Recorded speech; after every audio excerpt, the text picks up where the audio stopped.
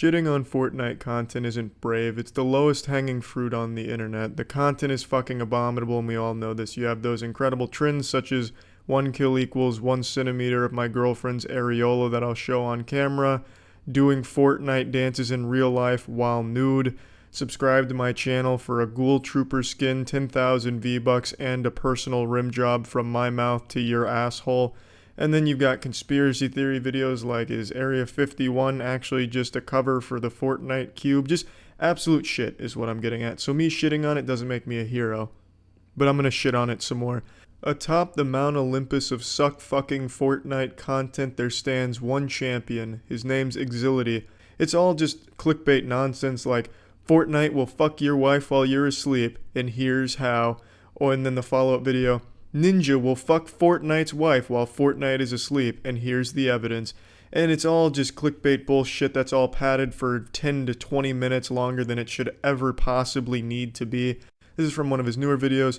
Fortnite's gonna be offline for a while. The East Coast is in a declared state of emergency because of Hurricane Florence, which is on a fast track to North Carolina and headed directly for Epic Games offices. If Epic Games doesn't do a good job preparing for this catastrophe, Fortnite servers could go offline for months.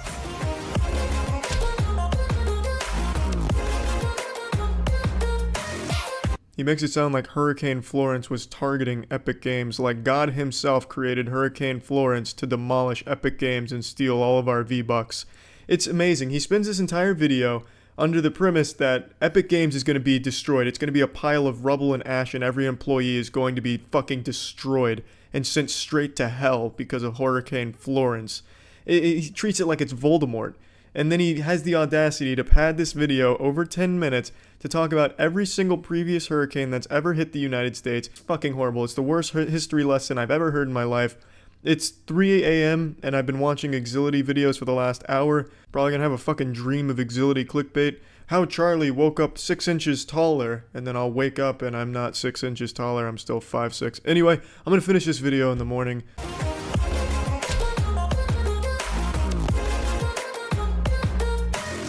It's not a Fortnite YouTube video without an obnoxious, shitty intro. And Exility's intro is like if Allier's intro fucked a children's electric xylophone.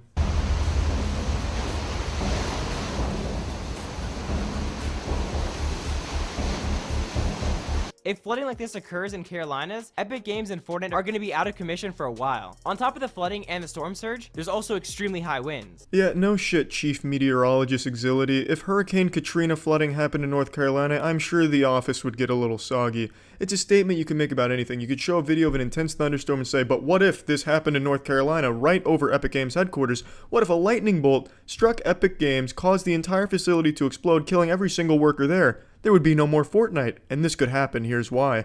It's just fucking fear-mongering to make children afraid and click on his video because they think their beloved Fortnite's about to go offline for a few minutes, which didn't even happen.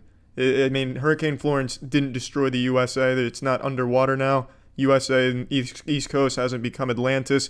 It was just a blatant fear-mongering to capitalize off the hysteria from the latest hurricane, and it's a shitty research video here. It's like a children's book report that is just padded for word count. If someone submitted this to me and I was the teacher, I'd give this a D. I wouldn't give it an F because they clearly put a little work in here in terms of editing, but other than that, there's just no substance here.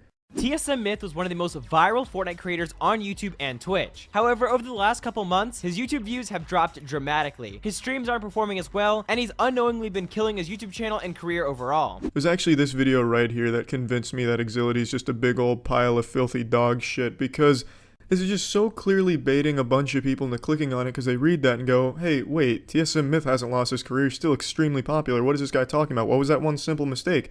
Then you watch this entire 17-minute insufferable video with this man's screeching, nasally voice, and he has nothing to say about how he lost his career. He keeps hyping it up like, he made one simple mistake. Oh, and we'll get there. Don't worry. It'll be towards the middle of the video. You get to the middle of the video. Oh, we're almost there, guys. We're just getting to chapter 3 here, act 4 of this play that I'm creating, and milking as much YouTube dollars as I can out of watch time. But trust me, it's coming. And then, you get to the end, and it's not there. This video is basically like one of those virus ads on a porn website. Click here to find the one simple trick that scientists don't want you to know about getting a bigger dick. That's what this video is. He shows one clip where he's like, this is the one. This is what cost Myth his career. And it's a clip where he falls off a cliff once. And then he's like, yeah, but this didn't really cost him his career. So the video said, this is how Myth cost himself his career. This is how he lost his entire fucking career. This is why he's homeless. This is why the mafia wants to kill him. You go through the whole video, and at the end, he's like, yeah, well, obviously Myth hasn't lost his career. He's still extremely popular, but I mean, what if? What a convincing argument. Bulletproof. Watertight. What if Exility held the dirtiest part of my butthole? At least with that guy who became the meme for the Burger King ass pickles or whatever it was, he had like a cool voice and way of talking. Foot lettuce, that's what it was. At least he had a cool way of talking. There's nothing cool about this guy. There's nothing that draws anyone in here, except maybe his uber epic gaming challenges that he issues to his viewers in the middle of his videos, putting them to a dead stop to do this fucking stupid challenge to try and game the system and get more likes out of it. Let's check the one that he threw onto this Myth video. Did. The next thing we're going to talk about is the fatal mistake he made after his decline began, and a specific clip that was very instrumental in his downfall. But real quick, I've got a challenge for you guys, and you only have 5 seconds to accomplish it. Drop a like and subscribe, and if you're able to accomplish this in the next 5 seconds, then you will have 5 years of incredible luck. Just the luckiest things will start happening to you, so just trust me, try it. It really works, and let's get back into the video. Hey, what's up, fam? Let's get those swag likes on this video and smash that subscribe button with bell notifications annihilated on, and you'll receive 10 years of pussy. Yahoo! This dude's fucking channel banner is begging people to turn notifications on and subscribe. And another big pet peeve, every single video he uploads, he hashtags Exility, hashtag Exility, as if a single child that subscribed to him is subscribed to him because they support him. They just like all the people he clickbaits. He's a brand new channel, it seems like, for the most part, in terms of content. But he's got the system figured out. If you want to really explode on YouTube right now, you take the most popular internet people and you make up some bullshit about them, or you do some cheeky bullshit where you count their donations, and that's how you do it. He's playing the game well, and he's not the worst Fortnite content producer there on the site. There's definitely worse ones and more insidious ones, but this one's just such a frustrating one for me personally, because I think this is just the laziest and shittiest content there is. At least when you're doing like strip challenges in Fortnite, you gotta actually strip, and there's something to that. Whereas here he's just leeching off of actually, talented people and people that others want to support, which is why they're clicking on these videos, because they're trying to learn about the person that they like. No, I'm sure everyone that watches Exility's videos don't even know they're watching an Exility video, because they don't give a fuck. They just want to hear about the content, that they want to hear about the producer that he's talking about. But yeah, I mean, this is just some more shitty Fortnite content that I thought I'd talk about. So yeah. I have some fantastic news for all of you today. A heartwarming story so wholesome, this kind of spirit could make the Grinch's heart grow 3 sizes. Today, it was made clear to a lot of people that I was right all along. They're finding out what I've known since the beginning of time, that James Corden is an unentertaining asshole, whom is an absolute detriment to everything he's in. His presence makes the media that he infests worse. He is the worst part of the movies he is in. He is this miasma of unentertainment, the antithesis of fun. And today, he has been banned from a New York restaurant because he is a massive dickhead as well. Now, as you know, I've been preaching this like the gospel for years now. He's perhaps my least favorite celebrity, and I hold a personal grudge against him because he once took down a video I made tier listing his most embarrassing moments throughout his career. The video remained on my channel for about 15 minutes before it was manually taken down by his team, and I hold him personally accountable for that sin. Now, I've never met James Corden, and I've only ever heard rumors that he's insufferable to be around and pretty mean in general. I remember there was a comedy team that played a prank on him that made him like late for work, and he came across really bad there. There's also been a lot of stories from people that have either worked for him or met him where they said he was a real asshole. But to me, the biggest crime he'd ever committed in my eyes was just being cringe. I've never disliked him because of the stories I heard about him. That was just the cherry on top of how much I dislike his presence in all of the movies and shows that he somehow infests. He's just been in so much shit and makes it even worse. So let's go over the situation here today. James Corden's just one of those people where whenever I read something like revealing more about him being an asshole, I can't help but like almost celebrate a little bit, like wiggle my finger. Maybe I even stand up and hit a little boogie with it. Oh, what's that, the SpongeBob? Huh? Oh, James Corden's being an asshole? Oh, you don't say. Weird. It's almost like I knew it from the get-go. Oh, now hit him with the jerk. Now, before showing the manager reports here, I need to make it known that this has been a confirmed true story. This isn't just pulled out of someone's ass. James Corden has apologized for his actions here, and the owner of the restaurant has accepted the apology and says that he's rescinding the ban on him and he's welcome to come back. I think he should have stuck to his guns, because now the only reason he's apologizing is because of public pressure, because this became such a huge story, it went viral. It's not that James Corden is actually apologetic. He just knows that it's a PR disaster, so he's trying to save face. So here's the full statement from the owner of the restaurant. Their name is Keith McNall, and they said this about James Corden. James Corden is a hugely gifted comedian. I'm going to stop you right there, Keith. We're not even a full sentence deep, and I've just got to make a quick correction here. He's not gifted, nor would he be considered a comedian by most people. He is like the most plain, boring person you could think of, like a default character in PC. Well, regardless, he continues, a hugely gifted comedian, but a tiny cretin of a man, and the most abusive customer to my Balthazar servers since the restaurant opened 25 years ago. I don't often 86 a customer, but today I 86'd Corden. It did not make me laugh. That statement does make me laugh, though. That's just so blunt, calling him a cretin and then 86ing him, saying it didn't make him laugh. Here's two examples of the funny man's treatment of my staff. Keith is coming in here with the claws. He's fuming, and rightfully so. I've said this a million times, I'll say it a million more, I'll scream it from the mountaintops. Anyone who is rude to anyone in the customer service industry, waitresses, waiters, cashiers, whatever, anyone who is a dick to them, a fucking douchebag to them, is a completely worthless piece of shit. Plain and simple. It takes a special kind of evil to mistreat someone in the service industry like that. I also haven't heard the term 86th since SpongeBob with 86 those patties, crabs.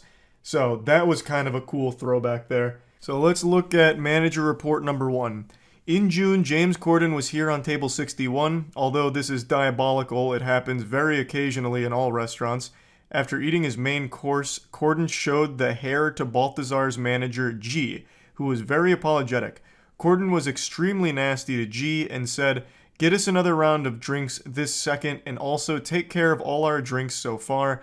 This way, I write any nasty reviews in Yelp or anything like that." So this sounds like a pretty big blow up over something pretty minor. Yeah, it's yucky finding a hair in your food. It happens. Most people just suck it up and move on.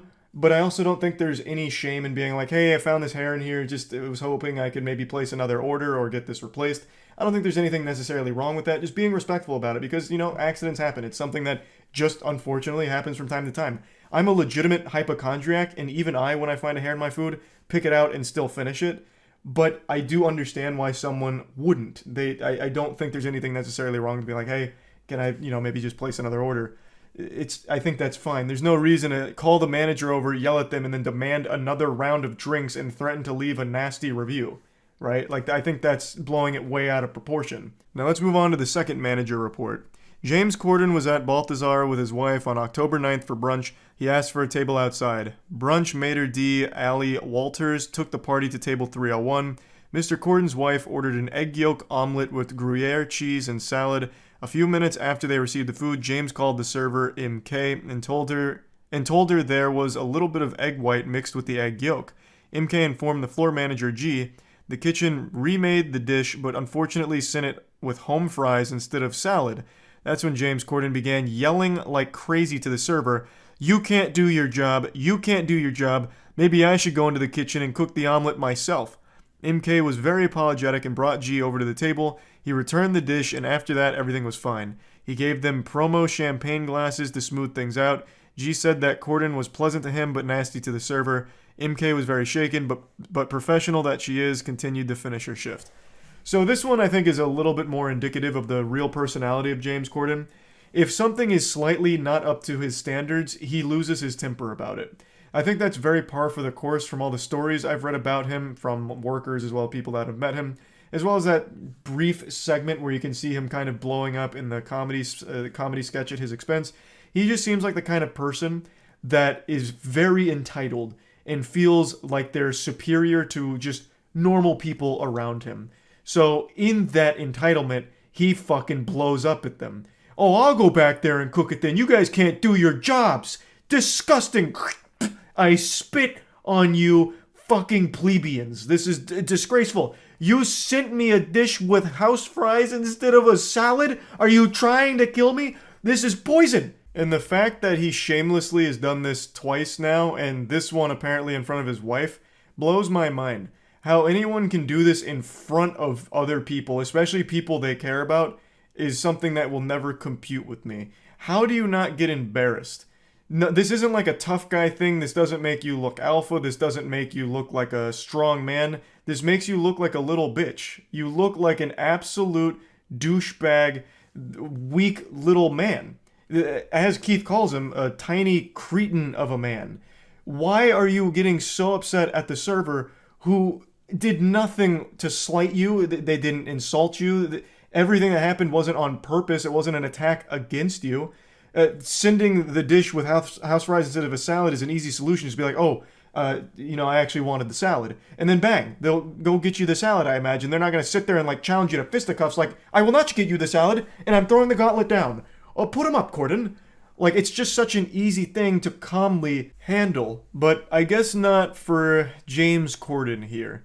So these were the two manager reports. Now, of course, this isn't anything like crazy. James Corden didn't flip the table and throw water in the face of the server or anything.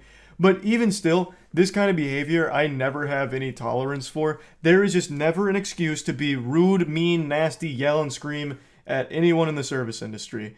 For honest mistakes, there's no excuse for it. Now, if the servers were coming up to him and slapping him around and telling him, hey, idiot, you're stupid, and I hate your talk show, then maybe I'd understand him being like, hey, that kind of hurts. I'm a little upset about that. But they're just doing their job, right? They're just doing their job and getting by.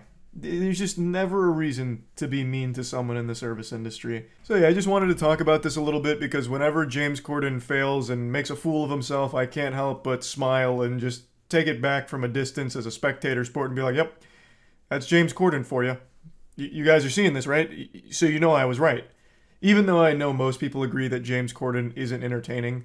So it's a very cold take, but it's one that I just keep mentioning anytime that it's brought up. So really, that's about it. So yeah.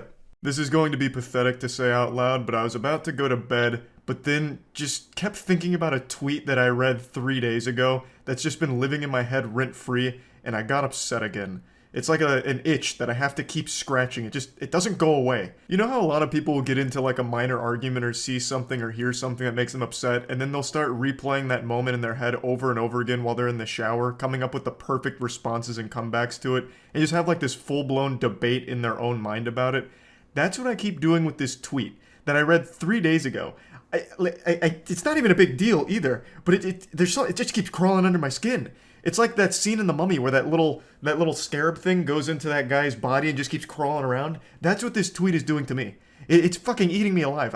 I just keep replaying in my head the time that I read that and every thought that I keep having about it. So I'm just gonna make a whole video talking about it. I made a tweet vaguely addressing it. I'm not going to show the tweet itself for obvious reasons. I don't want anyone to harass the people that were involved in the thread. So let's go ahead and stuff this turkey. To break it down into a nutshell, the thread was arguing that teabagging in video games is sexual assault and traumatizing. They even briefly told a story that they watched their teammate get teabagged and it completely ruined them. Also, a quick shout out to the Galaxy Brain, Harvard scholarship winning, Millennium math problem solving turbo genius that came into the thread to make a little cameo and say that it's a necrophilic act that should be criminalized. Hey, big ups there, buddy. Where do I even begin? Chapter 1. It's a fucking video game. It's not real. It's not used in a sexual way or with any actual sexual context to it. No one's teabagging their opponent in a game and then ejaculating into their britches about it. Unless, of course, they're extremely happy that they outplayed somebody or something. No one's gonna get teabagged and feel violated, or at least they shouldn't if they're grounded in reality. You can feel mad that you're getting teabagged, like, damn, not only did I get my fucking cheeks spread open, but now I'm also getting teabagged by this douchebag. You can be mad about that because that's the whole point. It's a taunt. Also, the purpose of a teabag isn't even sexual in nature. It's just a form of taunting. It's no different than in Fortnite busting out an emote when you clap cheeks, just getting you with one of these, and then hitting the old default dance in Orange Justice or whatever. That's the same thing that teabag is used for in games that don't have emotes that allow you to do it. And in Fortnite, I'm sure it happens too, because it's just a classic taunt. It's supposed to be tilting. That's why so many games have so many tools for it, whether they're emotes or maybe even sprays. Like, let's say, God forbid, you've made some mistakes and you're still playing Overwatch, but you make a good play in Overwatch and you're feeling good, so you spray sorry on the ground right next to your victim. Now they see that and now they're upset. You've taunted them. There's just so many ways of taunting, and teabagging is one of them in games that don't typically have it. For example, Halo. Halo doesn't have any emotes. You're not going to see Master Chief busting out the gritty after getting a kill to taunt you. All you can do in Halo for taunting is the teabagging. So if someone wants to be toxic or try and put you on tilt and ruin your mentality during the game and make you upset, they'll teabag you instead of using an emote like they would in Fortnite or something. But it's not sexual. They're not going over there and being like, can't wait to dip my fucking greasy, filthy sack on this person's face and make them feel all yucky and violated. Ooh, I have so much power over you and I'm so dominant. Look at me drop my scrotum on your mouth. No one's doing that. They're doing it as a, just killed you, now I'm gonna make you feel silly. Here comes a taunt. If you truly believe that teabagging is the equivalent to real-world sexual assault, then you should also believe that shooting and killing in those games is equivalent to real-world murder. But most people don't believe that because it's a fucking video game. It's in the cyberspace, goddammit. No one's actually getting murdered in Fortnite or Roblox or anything like that. When you shoot and kill someone in Roblox, no one has actually died except for some fucking pixels on the screen. But for some reason, that same basic level of logic doesn't apply to the teabag in Valorant, I guess. It doesn't make any sense to me. Now, I want to make it clear. For a lot of games, they really discourage teabagging, but not because they think it's sexual assault, but because it's poor sportsmanship. So I know Killer Instinct, for example, has banned it. Killer Instinct is a fighting game, and I don't know if they still have it banned, but I do remember there was a time where it was banned, and in Killer Instinct in the fighting game, if you crouch up and down a lot after beating your opponent, Killer Instinct would ban you from competitive play, at least as I recall it. So that's totally fine. If you don't want people to be taunting or being disrespectful, then by all means, ban the teabagging and the emoting and the shooting of bodies after killing them. I think that's fine. You're totally within your right to do that. I'm not arguing that everyone needs to be taunted and teabagged every time they're killed. I'm just making the simple, sane argument that getting teabagged in a video game is not getting sexually assaulted in real life. Now, to go a bit further, I do think there is a bit of merit to the claim that in VR chat or virtual reality things are a bit different. There are some creepy fucking dudes in VR chat, and I absolutely think that there is potential and have been a couple of examples of really creepy dudes getting very handsy.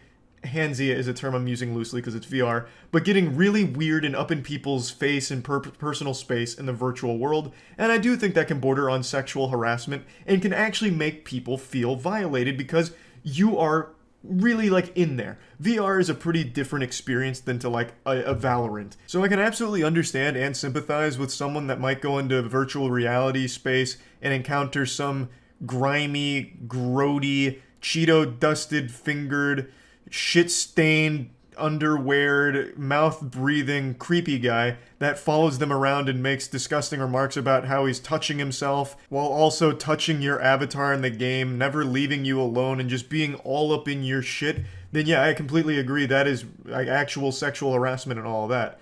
But that's completely different than watching your teammate get teabagged in Valorant. I can absolutely see someone being deeply disturbed by having an encounter with someone like that in virtual reality, but I can't see anyone actually believing that watching a teabag in Valorant is watching real sexual assault and being traumatized by it. That is just so unbelievably silly to me. It really is. This just screams like it was somebody looking for something to make an issue out of, and they thought that this would be low-hanging fruit that some people would agree with them on, and some people did, but overall, I think most people can recognize that there's a massive difference between a video game taunt and a real-world, traumatic, life-ruining experience. It's so disgusting to me, honestly, to even compare a Valorant teabag to a legitimate sexual assault event. It just feels so vile to take something that serious and bring it down to this level and make it so petty. It blows my mind. This is just something that rubbed me the wrong way since the second I started reading the thread. Obviously, it's been 3 fucking days that it's just been marinating in my brain, so much so that I've now made an entire video ranting about it. But yeah, that whole thread did actually spark a couple of news outlets picking it up and saying that there's a debate on whether or not video game teabagging is actual sexual assault. And I think that's such a disingenuous representation of what happened. It wasn't a debate. It was some people with the worst takes of all time, and then most people employing common sense that no, teabagging in a video game is not equivalent to a real-world sexual assault. So yeah, anyway, I just wanted to talk about this a little bit and just get it all out of my system. That's about it. So yeah. There is a lot of drama and controversy surrounding slapping right now. And as a result, I've been wrapped up like a Christmas present in the middle of all of it because for the last couple of years, I've been seen as the preeminent expert on professional slapping. I'm like the Wolfgang Amadeus Mozart for slaps. I can hear a slap, and I can tell you who threw it. I've made so much content on professional slapping over the last few years. I love that sport more than a fish loves water. I've followed it from its humble beginnings as a circus freak show side act at a weightlifting competition, all the way into what it's blossomed into today, an entire industry and silly niche sport. And as a result, I've been catching a lot of blame for what's recently unfolded with Power Slap.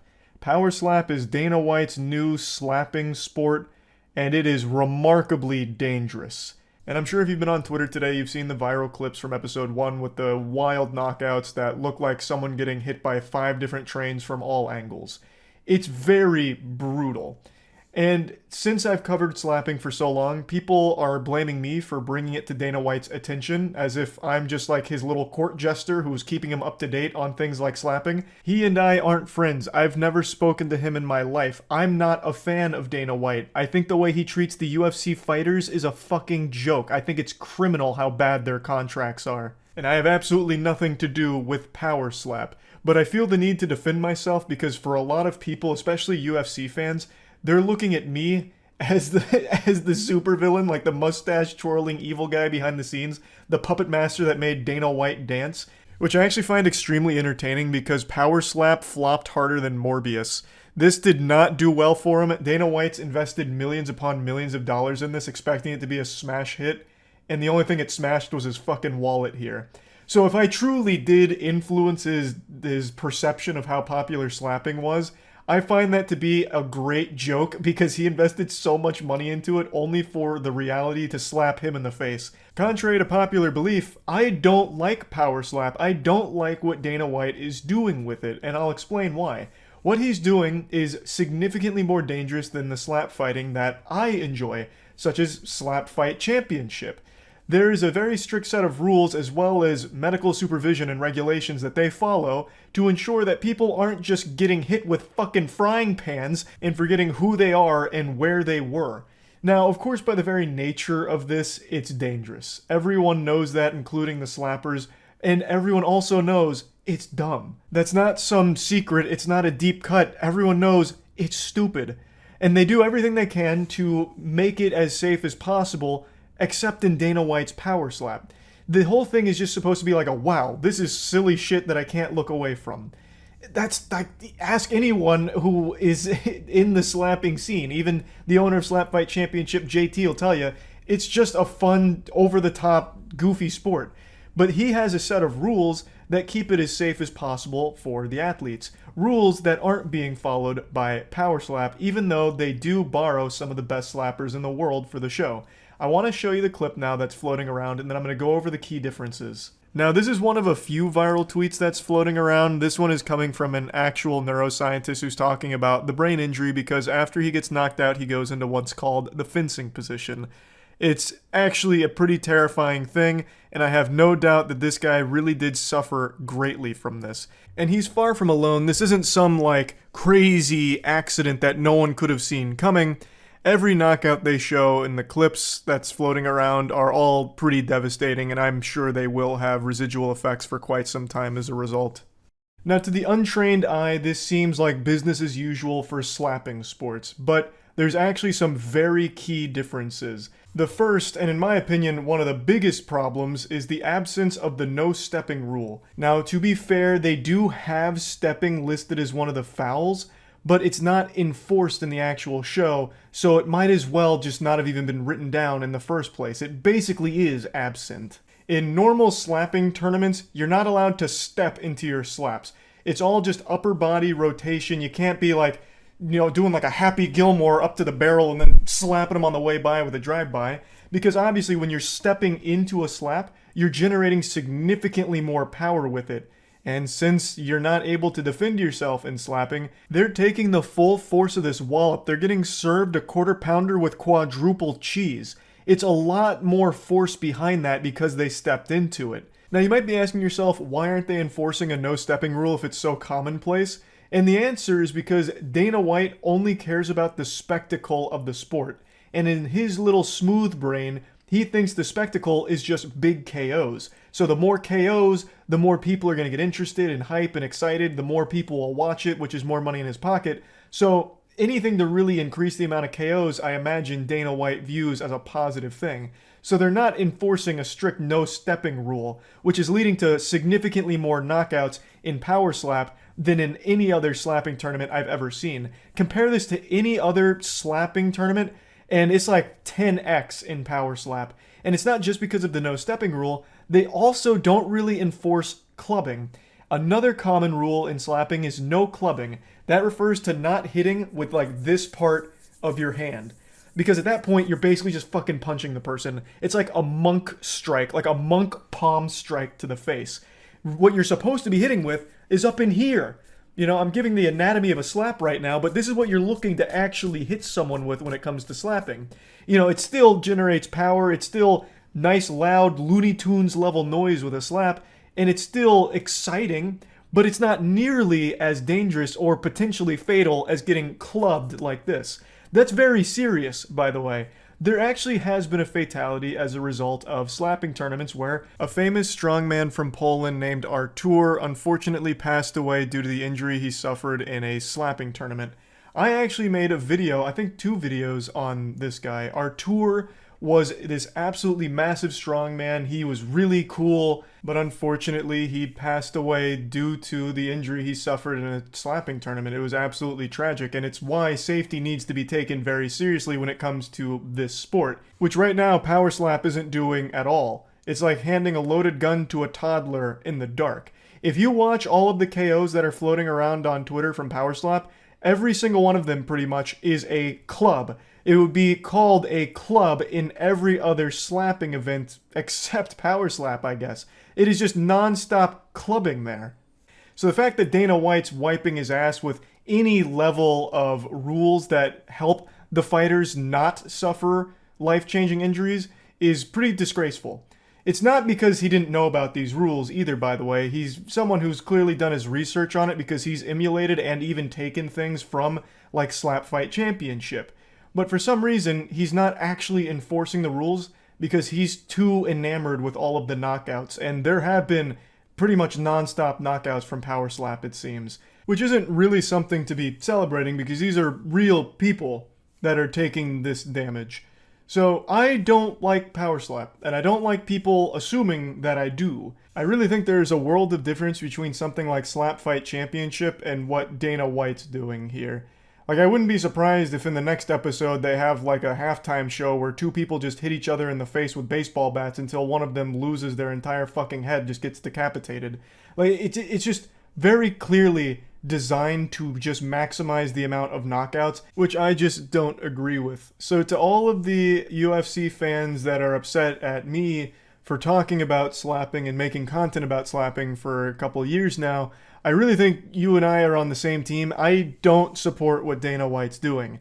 Yes, I do love the novelty and the thrill of watching a slapping tournament, but one that's handled professionally, that does have the slap fighter's health in mind.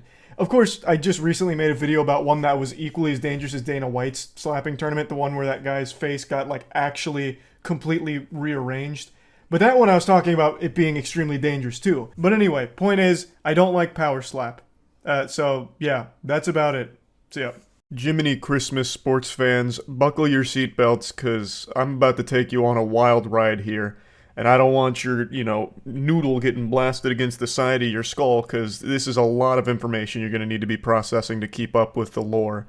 So, yesterday, and I'm sure a lot of you have been keeping up with this as well, but I'm still going to lay out the bare bones of the situation. Yesterday, out of nowhere, there was a statement posted on Lil Tay's Instagram claiming that she has passed away, as well as her brother. Lil Tay is 14 years old, so obviously this was very shocking to hear for a lot of people. It's just an extremely sad situation. Not only did she pass away, but now they've just revealed that the brother has also passed away. Just horrible all around. This was a huge story and just like a complete out of nowhere event that caught everyone by surprise. And it also seems a lot of people forgot who Lil Tay was because it's been 5 years since she's been active in the cyberspace, and in internet time, 5 years is ancient history. That shit's going back to like the primordial ooze. Nobody remembers things that happened 5 minutes ago, let alone 5 years. So I'll just go ahead and give you a brief refresher here.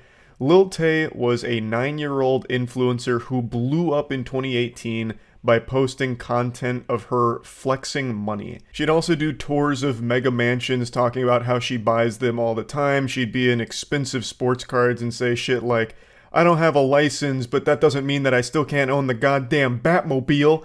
And then she'd do like a fan of money, like she was a magician asking you to pick a card, but the only card there was Benjamin Franklin's.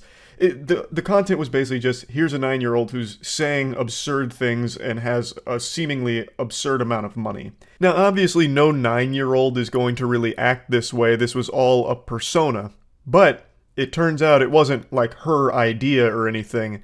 It's actually a pretty sad situation. As more details arose here, it turns out the people closest to her were the ones basically controlling her whole life. They gave her this role that she was forced to play. They'd tell her what to do and what to say, and they'd get all of the expensive cars and mansions set up so that way she could go film content in there and flex on everyone so that way they could capitalize off of her viral fame. It's a classic case that we've seen a million times in Hollywood with absolutely degenerate scum using their kids to live vicariously through and make money off of. It's just abhorrent shit, really. Now, obviously, when this news broke, everyone was surprised and upset. However, there was a small number of people who got suspicious because in the past, the Lil Tay Instagram account has actually posted something out of the blue before with some very disturbing allegations. It's since been deleted and buried, but it was enough to at least put it on people's radar as something that maybe requires a little more investigation just to ensure that there's no fishy business or it's not some kind of lie or some hacker pretending to be the family of Lil Tay and making this announcement. So there's a group of people that did some super sleuthing, cosplaying as L from Death Note and just putting together the puzzle pieces, and most notably this included TMZ. So they had been contacting like police departments as well as other organizations just asking if they had any death certificates or records of her passing or her brother's passing, to which they all said no. And eventually, TMZ apparently got in contact with Lil Tay herself directly, who confirmed that it was all a ruse. Her and her brother are very much alive, and all of this hoopla was the result of a hacker getting access to her Instagram. She said, I want to make it clear that my brother and I are safe and alive, but I'm completely heartbroken and struggling to even find the right words to say. It's been a very traumatizing 24 hours. Now, this whole situation is so fucking weird then, because there's actually an even deeper layer here. The question would obviously be, why would a hacker bother doing this? Like, this doesn't make any sense. And right now, the leading theory is that it ties into crypto. And let me explain. I actually learned about this from a publication speculating on why this might have even been posted in the first place. So it turns out there is a crypto coin called Lil Tay Token, and it's existed for a little while now, though I don't think it's fully released or anything like that. But in the wake of all of this information here with like the fake out that Lil Tay and her brother are dead, people were wondering what the fuck would anyone even gain by making up that lie. So they turned their attention back to the Lil Tay token, and this account is actually pretty active on Twitter. They're denying that this was all a publicity stunt. This is actually spearheaded by someone who has worked closely with Lil Tay in the past. So the theory does hold a bit of water. They wanted to get Lil Tay's name out there in a big way to get a ton of publicity and hype around her. So they went with the Dino Spumoni approach here from Hey Arnold with the fake death thing. And it got everyone talking about Lil Tay, which in turn would get people to talk about Lil Tay token when it drops. Maybe the idea was drum up all of this interest around Lil Tay's name, then this crypto token comes out and people buy it in honor of her memory. And I think that is the stupidest idea ever. If that is actually the root of all of this evil here with this whole situation, that would be a dumber idea than the fucking shake weight. That is so stupid. That would make no sense. There is no logical thought process that would go into someone saying like, man, it really sucks that Lil Tay and her brother passed away so young, that's tragic.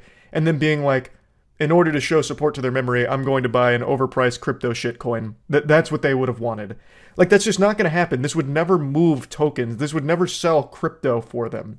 So I don't really think that's what the whole purpose was. But it's also hard to deny that there is a chance with how degenerate the internet's become that a team might actually try this.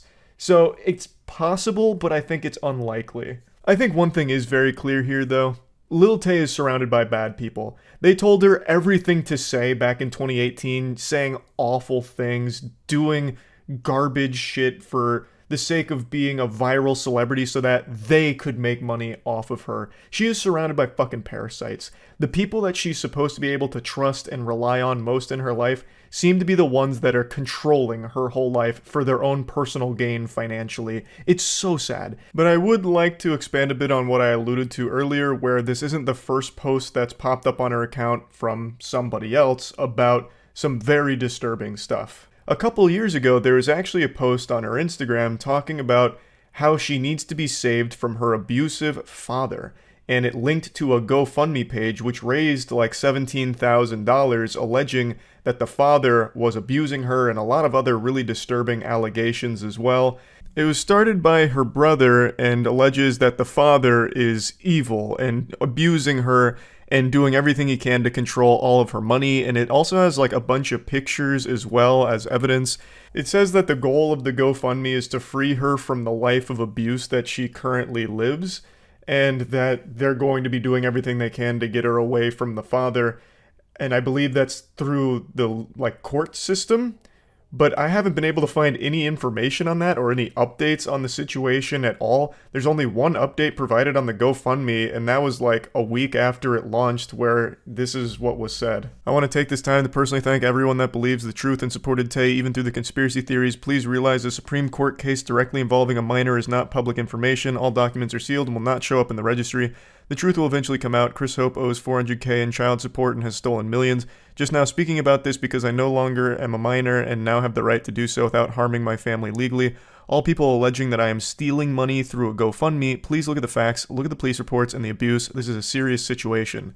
I feel like if you raise $17,000 for a situation as serious as this, you would want to keep people updated on what's happening here, and people would want to know. But somehow, this has just flown completely under the radar. I can't find any follow-up to any of these claims or anything that's happened since this GoFundMe. The brother hasn't said anything on it, which is fucking weird. A lot of people apparently accuse this of being a scam, claiming that the brother was taking the money here from the GoFundMe for himself, just pocketing it. And I can see why people would think that, because he hasn't fucking said anything about it. He hasn't given any updates on anything here. It's just been complete radio silence for the last couple of years where no one knows what's going on with this. And that doesn't make any sense. Why wouldn't you keep people in the loop, especially because it's so serious and people are directly donating to try and do their best to help? The brother of Lil Tay has been a very controversial person since the beginning of Lil Tay's career, where there's a lot of accusations against him for a lot of different things. So the fact that all of this here, the hashtag Save Lil Tay movement, all of it that he was putting out there to try and get some steam behind has just vanished without a trace from him or anyone else involved here. It's all really weird. So the post out of the blue claiming that both Lil Tay and her brother had died is not the first time that something has popped up on her Instagram out of the blue with some very alarming stuff. So the whole thing is baffling. It's such a weird mess. I don't know why a hacker would take over her Instagram account to make that post, and I also don't see why anyone on her team would make that post either. There's just nothing to be gained from anyone, no matter what angle you spin it. Like, even the crypto angle, assuming that theory is even remotely true, there's nothing to gain there. Like, there's no one wins. Like, nothing makes sense about this situation. So, yeah, it's just been a weird, wild ride here with this whole story that I just wanted to go over. That's about it. See ya. Heavens to Betsy, what a week, huh, sports fans? Holy Toledo. Yeah, so Moist Critical's in a big oopsie-poopsie situation here. It reminds me of the time in Moonfall when KC Houseman sacrifices himself and dies of cringe to become the moon. Yeah, so, being serious now, since this has become such a big issue, I've been in a lot of drama recently. I'm in hot water, and I'm biting on the fart bubbles that pop up in the bathtub here. It is a lot. So let's start with the most recent one today. My retirement. I didn't know I was retiring. That's news to me. I'm as shocked as all of you are. I had a ton of fun last night playing a game called Clickleding, which is basically like a cuckoldry simulator, but for clicking against like the Lorax in a hotel room. And I just did like an old school gameplay commentary video. I was bubbly, full of jubilation. I posted it today only to learn that I'm just a big old fucking liar. Liar, liar, plants for hire, I suppose.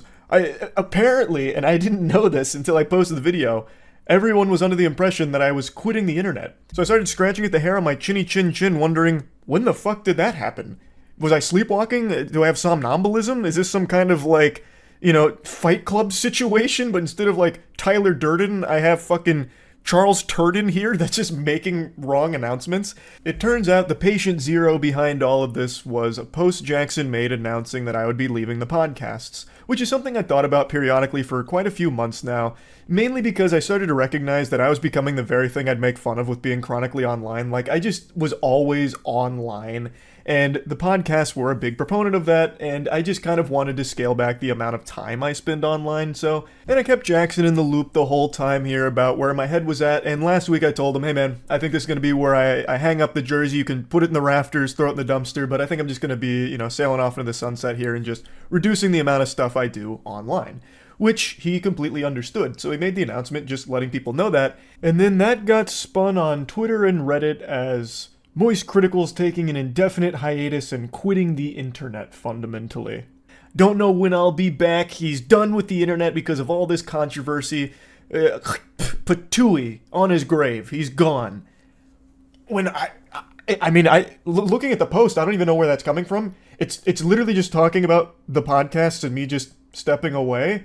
Like, it doesn't extend beyond that. I can't even wrap my tiny noodle around how anyone could perceive this as me being done with the internet entirely, but that's the story that they ran with, and that's what most people saw, not the actual post. So everyone thought I was quitting the internet, so I posted that video that I was really happy with because it just felt like an OG old school video that made me happy, and then bang! Just a flood of comments and dislikes all saying shit like, how could you fucking deceive us? I thought you quit, huh? What happened to leaving, huh? I just read this post on Twitter from an account that had a profile pic of titties photoshopped onto Thomas Edison that said you were done, and it had 50,000 likes, so I know it was true, and you're just a fucking liar. I can't even just peacefully walk away from some projects without it being a massive fucking reaction over actual nothing burger information. And trust me, no one has a palate more refined for nothing burgers than me. I have ranted about the stupidest shit of all time, but this was mind-boggling even for me. So to set the record straight, no, I'm not retiring, despite what the experts are telling you.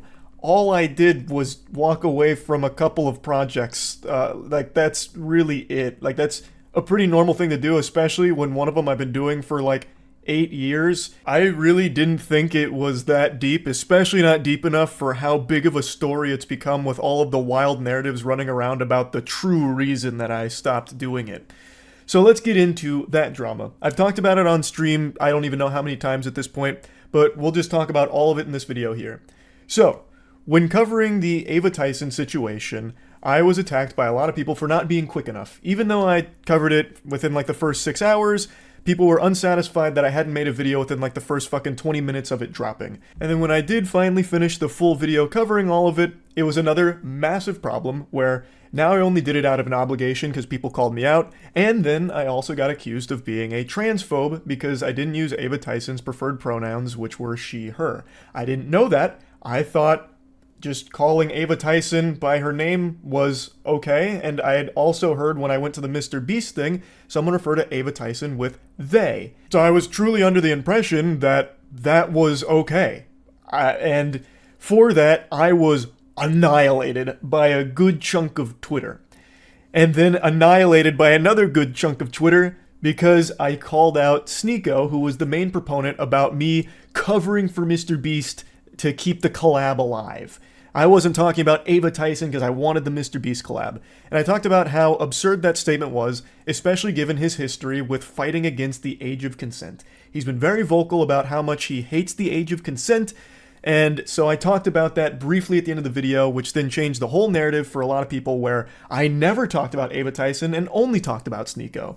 So it was a complete lose-lose, because if I didn't talk about what Sneeko was saying, I would have been called a coward for not addressing it and talking about, like, well, he was going to cover for Mr. Beast until Sneeko called him out. So, like, if I didn't do it, I would have been attacked. I did do it, still got attacked. It really was unwinnable. But from that spawned a conversation where I talked to Sneeko directly, because he was very upset that I was talking about how him rallying against the age of consent is pedophile arguments, like defending pedophilia. As I've said since the very beginning of this channel, I'm always willing to engage with people I disagree with, and I thought that maybe there was a chance I misunderstood what he was trying to say, even though it's still abhorrent. I thought, okay, maybe he's not actually trying to defend pedophilia, he's like some kind of pseudo-intellectual debate bro who's trying to say something else, so I was willing to hear him out on it, and I talked to him in DMs, and he said he doesn't believe in the age of consent, he believes in the age of marriage, can't assign a number to it, but said that when someone can legally drive, they should be able to marry at the same time, which is literally like a 15 or 16-year-old, because you get your permit at 15, your license at 16, and both are way too young to be marrying. That shit is completely unacceptable. It is downright disgusting. He then said that he was happy to discuss it in a call, which I said I was willing to hear him out on, and he said that he would do it later because he was outside doing an IRL stream in Turkey. So I was willing to hear him out, because again, if this is some kind of crazy misunderstanding, I'd like to know that, because it'd be really fucking scary for someone in his position with his level of influence to be actually advocating for adults marrying and fucking children. That's a huge problem. That's a big fucking problem. So if there was something that he was like trying to say but failing to do so, I was willing to at least hear it. And this is where the infamous debate came from, the debate that people are calling the debate of the century. I'm kidding, not a single soul on the planet said that. It's actually one of the most dogshit debates I think human beings have ever had. He eventually called me on Discord. I was under the impression this was just him and I talking. I had no idea this was going to be a debate. I thought he was going to try and explain himself like, hey, no, this isn't actually what I meant. This is what I'm trying to say. I thought this was a conversation between him and I, not this kind of debate show that he was putting on for his audience. There is nothing in our DMs that indicated that's where it was going. When I joined the call, he asked if I was going to record it, to which I said, I can if he wants me to, but I was also down to just talk. So I thought maybe he wanted it as a recording to like explain to people like, no, he's not actually a pedophile defender or advocating for that kind of thing. So I thought that is why he asked. I didn't know it was because it was being streamed. Especially because one of his last DMs was about how he's doing an outside IRL stream and he would call me after. To me that says when he's done streaming, that's when we'll talk, not as a part of his stream. I didn't know this was a debate nor a stream until about an hour and 40 into it, roughly somewhere in that ballpark. I am not a debater. I've never claimed to be one. I never want to be a debater. I've always said that I believe conversations are the most productive because debates always devolve into what side can score the most points by explaining their thought process, even if the position is wrong. Whereas a conversation is a very different thing to me. So I didn't even know that's what this was. So obviously I was unprepared for a fucking debate. So I entered into the Thunderdome and we started talking. I made it clear that I found his statements on the age of consent and children marrying adults being fucking hideous. Absolutely revolting. And then he started arguing about, well, what is a child? We must define a child, it's not actually being under 18, it's all a bunch of hooey. And I really think if you have to start arguing about, well, what technically is a child, you're already way too far gone. Like, that is so fucking weird. And in no uncertain terms, multiple times throughout the debate, Sneeko says that he is okay with people that are aged 12, 13, 14, 15, 16 marrying adults that are 18 or older. We're talking globally. Let's just talk globally. Like, do you think it is okay for, and I'm not talking about just you specifically anymore, anyone, do you think it's okay for anyone in their 20s, an adult, to marry a 15 or 16-year-old? A 21-year-old, if there was a marriage where the father consented and the daughter consented, and it was both good on both families and they wanted to do it, why am I going to get involved? Why should we get the government involved? Even get back a little bit. Do you think there's not a problem with a child being with an adult? Okay. We haven't even agreed upon what a child and an adult is. You keep saying that it's 18. Under 18 is child. And I'm over 18 telling is you, adult. that's not even the definition of the word. What is the number? It needs to be a number, or else you can do the same thing. I just told you there's not a number. But do you see why that's a problem? No. If there's no defined... So why can't a 12-year-old marry an 18-year-old? Because most 12-year-olds haven't gone through puberty yet. And most 12-year-olds... What if, as you just said, it changes. What if a 12-year-old went through puberty early, the parents consent, the 18-year-old and the parents consent? Can they do it? Most likely that's not going to happen. You know why? Because Islamically, if we're not talking most likely, just say it. If the families have consented, the kid is mature, the kid is ready, why should I stop at 12 years old? At 12 years old. If the kid is physically mature, the parents consent, both parties are happy. A 12-year-old being physically mature. If that's the only line that actually makes sense. Again, I don't think a 14-year-old can ever be physically mature. Mm-hmm. Even though they literally can. Even though puberty actually defines that, it's fine. I don't believe so. I was 14 once. I actually had a mustache when I was 14. Would you have looked at me and said I was physically mature enough to get married? If you were physically mature, if you were mature, yes, I would. Okay. Really? When I was 14. Yeah. If you were 14 and you were ready to go and you met another 14-year-old, yes, I would. No. We're talking adults. You keep going back to that. That is adult. I met... I told you my definition. I told you the definition. The definition, okay. If you went through puberty, you're an adult. That's the definition of adult. So yes, if you're an adult and you had a mustache, you're ready to get married, fine. Okay? Unironically saying a 14-year-old adult, I think, would make most sensible people want to puke. There's so many instances of this, and a lot of the conversation was spent with him talking about, like, overseas age of consent, like talking about how Japan's age of consent was 13 for the longest time, this and that. But the whole thing was like pulling teeth, and it was fucking painful. And I think it's extremely alarming perspective to have. Unironically calling a 14-year-old and 12-year-old mature enough for a marriage, those are middle schoolers. Like, holy shit. I think that is extremely concerning to be advocating for something like that. Like, would Sneeko be okay if his best friend ended up marrying a 14-year-old? He certainly shouldn't be. No one should be okay with something like that. Like, that's fucking terrible. That is actually terrible. But now, since I wasn't, like, holding him to this topic or making sure it stayed on the topic I thought we were talking about, it went all over the place with a ton of different things, but the big one, and this is what most people have focused on, which was my response to his question about kids transitioning. And the way he would pose that question would be by asking if I thought it was okay if kids who want to switch their gender go to the doctor and get their dick cut off. Is it okay if a 9-year-old goes to a doctor and gets their cock cut off right then and there? And when posed with that question, I replied with yes. And I've talked about this on stream many, many times now, and I'll talk about it again here. I thought he was talking in hyperbole. I thought he was just exaggerating, being over the top, talking about the entire subject of transitioning. I had no idea that any living, breathing human being actually thought that that's how transitioning works, where you just go into a doctor saying, I feel like switching genders, and they lay you down on the operating table and just snip your whole fucking meat off. I didn't know that that's what he actually believed. I didn't know he was speaking literally. I thought he was just referring to the entire process of transitioning and just using this over-the-top statement to encapsulate all of it. Because you literally cannot get that surgery unless you are 18. Yeah, like, you actually have to go out of your way to be that stupid on the topic than you would just spending a couple of seconds looking it up.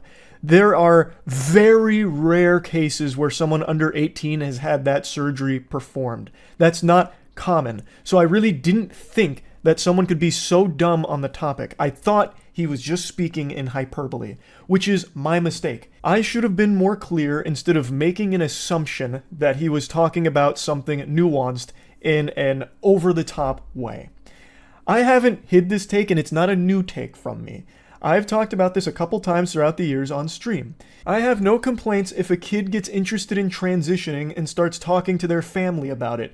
So their parents start talking to doctors, the kid starts talking to doctors and therapists and all of this, because the process of transitioning is one that takes place over the course of many years. It's not something that just happens like that. And I'm also not afraid to admit that I am not the most educated when it comes to transitioning. I am not someone that has a ton of knowledge about the subject to be speaking on it in a really in-depth manner. But even I know these very surface level things that everyone has easy access to understand. It is a long process. And I have no problems at all if a kid gets interested in that process and starts going through that process with proper care. And then when they reach the age where they can consider that surgery and decide they want to do it, then that's all power to them. That's entirely up to them. They have reached that age. They can now do that surgery if they want to. That is not a surgery that's being offered to like a 9-year-old who just says, I feel like changing genders today. It's just not how it works. And I didn't think that that's what was actually being discussed because it's so fucking silly. Now, I'm sure there's some really fringe cases you can point to where that kind of thing did happen, but it's not common. Thus, I didn't think that's what was being referred to in the conversation. And it is, again, my mistake for not recognizing that at that moment, it was being spoken about literally. So all that shit that people keep dogpiling and spouting about me about how I want all kids to go out there and get their genitals chopped off is just fucked up. Like, it's so ridiculous. I recognize I did a horrible job of arguing in this debate, which isn't surprising considering I don't debate. This is not something that's in my skill set, which of course led to some embarrassingly dog shit arguments. Like the one I've seen people reference a couple times is when I briefly mentioned sports in this topic.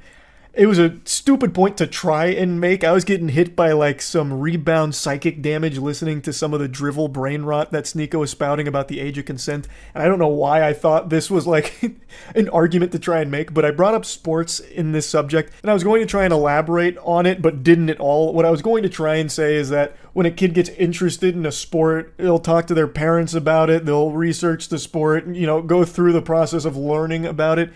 And when it comes to transitioning, it's still a process where you talk to your family about it, you learn about it. Like, it wasn't a point where I was trying to say, well, changing genders is a lot like picking between baseball and soccer.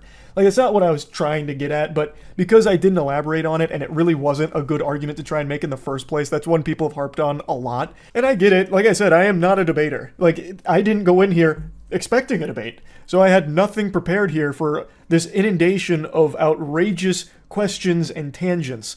Like, there was a point where Sneeko was trying to get me to say white power. Like, the whole thing was a fucking mess. It was, without a doubt, probably the worst debate that video has ever been cursed with. And I really regret not doing a better job here. It's not something I should have even done in the first place. I just have a tendency to really hope for the best out of people, and I was really hoping that I and most people were wrong about Sneeko's perspective on the age of consent. However, unfortunately, it doesn't appear to be the case. He was very adamant about this position, and I did a terrible job in arguing with him, and I did a terrible job of articulating my beliefs. I am supportive of the LGBTQ+, and I have been, and that's not something I've been shy about. I just wish I did a better job of expressing that.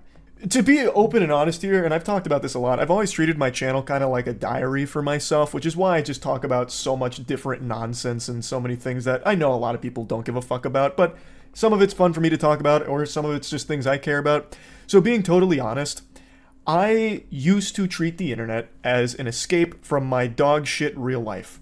Truly unhappy, really hated most of everything about myself, and the internet was my escape from it. But now it's really become that real life is the escapism for me now. Like, I love posting and creating things, but I don't like interacting with the internet around me anymore.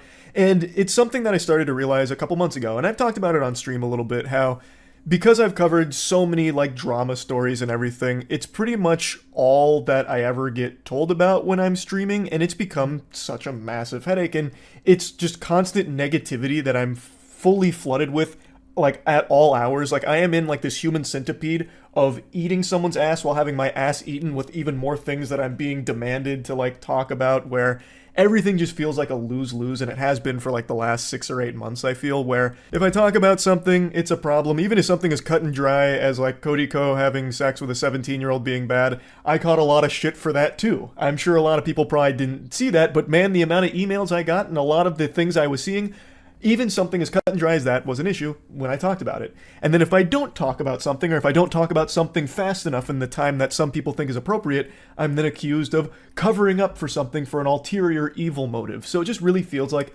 a rock and a hard place where, regardless, it's just going to be a massive flood of negativity. And a huge critique of me that I've always seen is Charlie's a fence sitter. He's just a fucking fence-sitting enlightened centrist cuck, this and that. And I've always said for the entire time I've been on the internet, I'm not special. I'm literally just a normal guy who got very lucky. I just sit here, joke about shit, talk about my opinion on things, and nothing else. I don't have a unique perspective on things. I don't have deep insight into the vicissitudes of certain things. I am literally just a guy who yaps, has some fun, talks about shit, does some wacky stuff as well, and that's it. It's just not that deep. But because everything is so inflammatory and charged online, it's being perceived in the last, I'd say like the last 2 years, it's really popped off as me making deliberate attempts to appease both sides and play right down the middle to soak up as much as possible. Like it's all this like nefarious scheme where I'm doing this with my hands. And I just don't understand how it's become so incendiary, where that's apparently like a really bad thing now. My opinion is not special, and my opinion isn't one that's pandering to any sides or catering to anything. It's literally just whatever's up here. I sit down for like 30 to 45 minutes on like a topic or like a video that I'm joking around about, and I talk about it. I am legitimately just an average, well, below average height guy who's about to turn 30. I'm not just spitting hot takes out the wazoo here. I'm just being myself. That's all this channel ever has been. And now it's become super controversial to do that if it's not like, picking sides on everything, it seems. And it's very frustrating. For the longest time, it was just me having fun. And for the most part, it still is. But I've started to recognize over the last few months that some of the things I do just really aren't fun for me to do, and I've been doing them out of obligation. Mainly internet drama. When I initially started covering drama so many years ago now, it was fun, because it wasn't as serious. Like, the stories were a lot, more quirky. It was easy to get invested because it was kind of just like a soap opera, like a really dumb soap opera. But recently it's been much more serious, and I feel the need to talk about these things because a lot of them are extremely serious with very important topics to discuss. But it has become draining. As much as I never wanted to admit it, I've started to recognize that my mood is immediately impacted by whatever I read on Twitter in the morning. If that's some horrible stuff about a creator or what have you, it immediately affects my entire day and my whole outlook on the day. Now I know, call the wambulance, get some french fries, just fucking whining about having to talk about drama. What a stupid problem to be upset about. But I'm just trying to explain that it hasn't been as fun recently. It hasn't. And the main thing, if you've been around the channel for a while, is I've always wanted this to be fun and never feel like a job. And as hard as it is for me to admit this, a lot of this kind of stuff, it has just started to feel like less fun and more of, well, gotta do this because I'm expected to.